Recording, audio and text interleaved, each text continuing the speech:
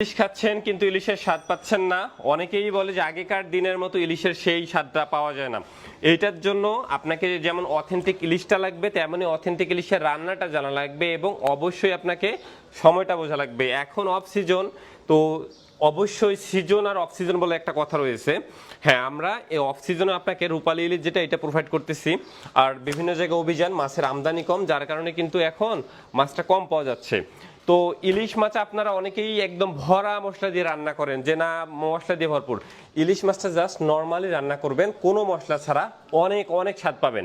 এইটা আমাদের নিজেদের বলা যায় মেথড। তারপর আমাদের কাস্টমাররা রিভিউ দিয়েছে যে আসলে কীভাবে রান্না করলে ইলিশের অথেন্টিক স্বাদটা পাওয়া যায়। এইটা আরেকটা কথা, ইলিশ কিন্তু 3 প্রজাতির পাওয়া যায়: চন্দনা, গুর্তা, রূপালী।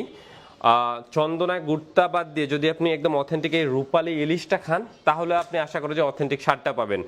আর একটা কথা বলে রাখি, যে এখানে প্রায় আপনার একটা 14-15 কেজির কাতল মাছ, মাছটা অনেক ফ্রেশ।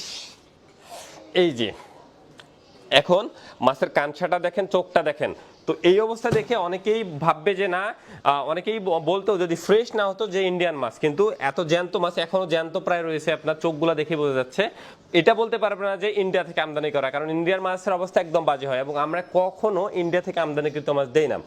অনেকেই বলতে পারে ঘেরের, তো না, আমরা একদম অথেন্টিক মেঘনা। আমি বলি ভৈরব, কুলিয়ারচর, মেঘনা, যমুনা, মৈনট ঘাট, তারপর আপনার পদ্মা, মাওয়া, এইসব জায়গাগুলোতে আমাদের প্রতিনিধিরা ওখানে থাকে। ঘাটে যেই দিন যে মাছ আসে আমরা কথা বলে ওই অনুযায়ী মাছ সংগ্রহ করে আপনাদের জন্য পাঠাই এবং আমরা মাছের স্বাদের গ্যারান্টি দেই, ঘ্রাণের গ্যারান্টি দেই। তো এত কিছু কিন্তু আপনারা রেগুলারই পাচ্ছেন।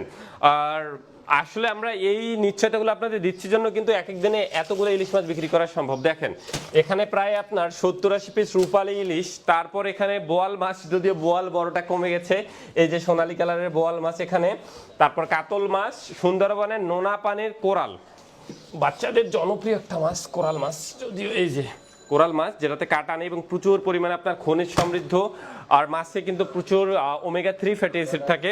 এই জন্য বাচ্চাদের জন্য নদীর পাঙাশ, কোরাল মাছ, এই যে তারপর বোয়াল মাছ, এসব নিতে পারেন।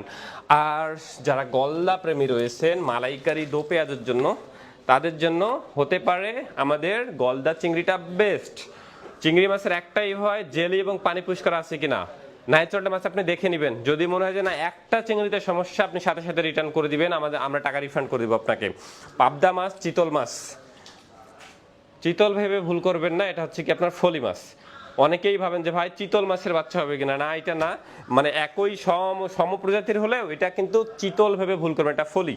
এই যে বড় বড় সাইজের পাবদা, খুব বড় না, এটা আমরা দেশীয়টা দিচ্ছি আপনাদের, এটা চাষেরটা না, দেশীয়টা অনেক সুস্বাদু একটা মাছ, কিন্তু সাইজ এরকমই হবে।